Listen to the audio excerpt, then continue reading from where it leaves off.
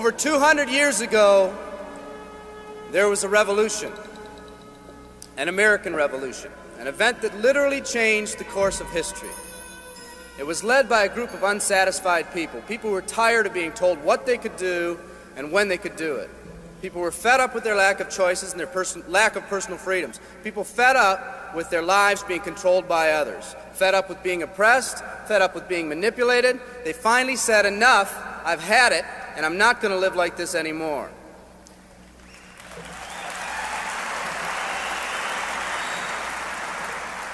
Our ancestors were people that took full responsibility for what happened to them. It was that spirit that ignited a country and formed what is now a giant in the free world. I have a question for you. Where's that spirit today? It's time for another revolution. Let me explain one of the laws of the universe. It's called the law of use, and it says simply this: whatever you don't use, you lose. Lack of use causes loss. Ambition unused declines. Faith unused decreases. If you don't use your skills, you lose your skills. If you don't use your freedom, you lose your freedom. Freedom does not come automatically. It's not attained and then handed down to us as an inheritance. It must be achieved each day. At the turn of the century, in the year 1900, less than 10% of us worked for other people or the government. Over 90% of us were self-employed. We were an independent people. In 1980, only 80 years later, over 90% of us worked for the other people or the government. Less than 10% of us were self-employed. We changed from an independent people to a dependent people. We'd slowly shifted from a people who took full responsibility for everything that happened to them to a people who've become talented and practiced at the art of blaming others for their problems.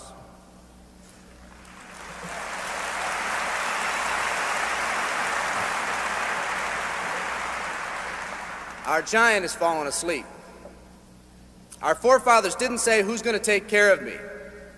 They simply said, all I ask is the opportunity to be free and the ability to take care of myself and my family. Today, we elect officials who will, quote-unquote, take care of us. We cry out against anyone who dares to ask us to provide more value in the workplace. We do everything we can to spread around the suffering in our society, and yet no one is willing to step up and be part of the solution. We've slowly changed from a society that compensates based on value to a society that compensates based on entitlement and seniority. What we've come to believe is our due. We act as if someone actually owes us a living. Part of this change is due to the dramatic rise of conformity in our society. We're all taught to conform. Incredible pressures are put on us every day to do things, quote-unquote, the right way. And yet no one asks the question, is this really the right way? A man once said, I'm just a collection of mirrors reflecting what everyone expects of me. We live our lives to please those around us, and the scary thing is, the people around us are doing exactly the same thing. Psychologist Rollo May calls us outer-directed people. We don't act, we only react. We seek not to be outstanding, but to fit in. We're able to respond, but not to choose. Perhaps that's why a wise man once said, the mass of men lead lives of quiet desperation. In order to change, we need to become inner-directed people. People with our own purpose. People who are not easily swayed by the opinions of others. And that's difficult because from a very early age we look to the opinions of others to orient ourselves and to validate our decisions and our actions. Nietzsche said we need more strong people in this world because the weak, by their sheer mass, are forcing weak ideals and weak values on us all.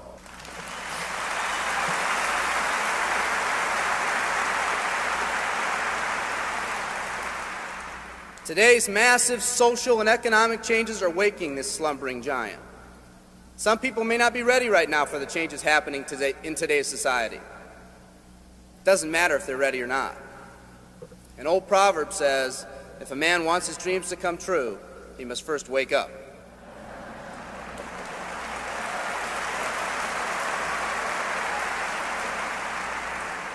I, for one, am glad for the radical changes in our society because I believe that within that crisis, we will find that independent spirit that once pioneered this country.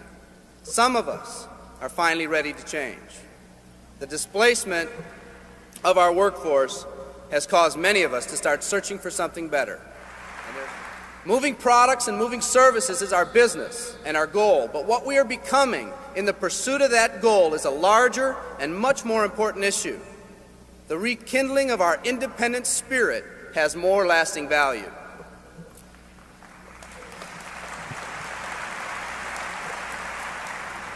There's no more noble a business than the business that encourages the development of people. Every living organism has one and only one central need in life: to fulfill its own potentialities. The acorn becomes an oak, the puppy becomes a dog, and that's all that's required of the oak and the dog. But the human being's task in fulfilling his or her nature is much more difficult. The reason is, unlike any other living creature on this planet, you've been given the dignity of choice. You'll not grow like a tree. You'll grow only as you plan and choose to grow. When a person chooses to live, two things happen. First, assuming responsibility for themselves takes on a whole new meaning. They accept responsibility not as something they've been saddled with, but as something they themselves have chosen. The second thing that happens is that discipline from the outside is replaced by self-discipline. They accept discipline not because it's commanded, because they themselves have chosen what they want to do with their lives. Just like when the disenfranchised men and women over 200 years ago got fed up and said, "I'm not going to live like this one more day," there's another revolution coming. It's coming not just from Americans, but from people all over the world.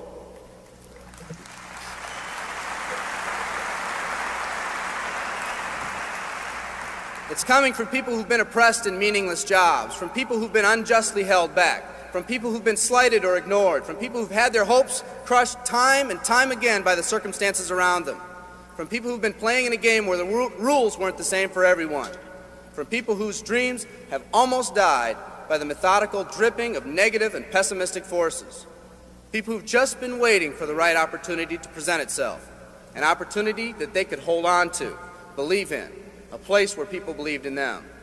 I hear the rumbling of this coming revolution every day. The old rules are changing, and society is finally ready for that change. Will people try to persuade you not to rise up? Yes, they will, and sometimes with the best of intentions. But we must fight anyone or anything that tries to influence us against our freedom. And they'll try. Believe me, they'll try.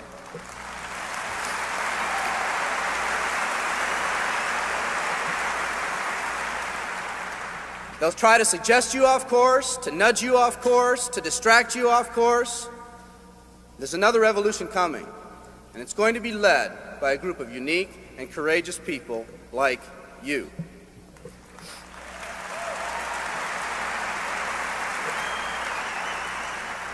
People who've had it with the way things are. People who've picked out their mountain in life and said, "I'm going to the top." And if someone tells you you can't climb mountains, you don't have any experience. You tell them, "I'm going to the top."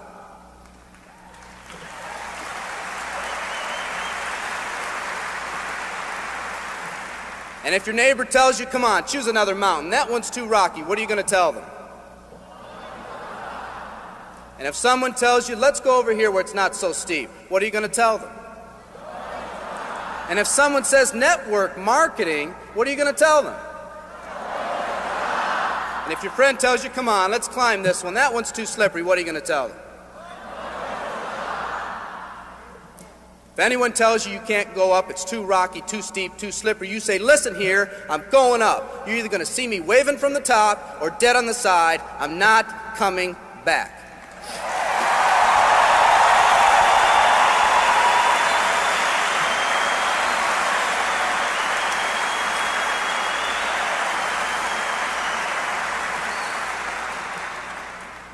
There's something about the do-or-die attitude. It's almost like when someone has a do-or-die attitude, time, fate, and circumstances seem to get together, have a hasty conference, and say, they say they're going to do it or die. We might as well let them have it.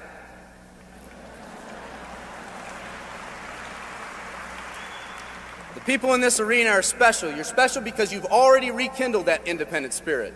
You've already said that you're not going to conform to negative pressures around you. You've all said enough, I've had it, and I'm not living like this anymore. You are the people who want to set big goals and aspirations for yourselves and your families. People who want to live in a country where families are brought together again instead of being torn apart. People who want a country where once again owning your own business and controlling your own destiny is commonplace.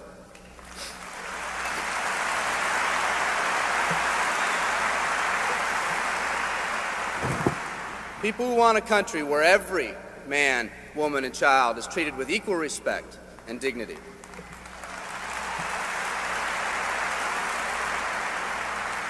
People who will pay any price so their families will not live with the legacy of maxed out credit cards and unfulfilled promises.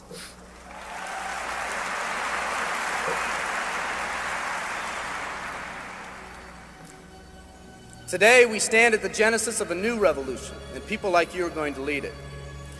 Theodore Roosevelt said these words decades ago, and I think they're particularly appropriate today. He said, "We see across the dangers of the great future, and we rejoice as a giant refreshed. The great victories are yet to be won, the greatest deeds yet to be done. I've dreamt of a company that can give us the opportunity to make these dreams come true by allowing us all to fulfill our own true potential. I love you all. Thank you very much."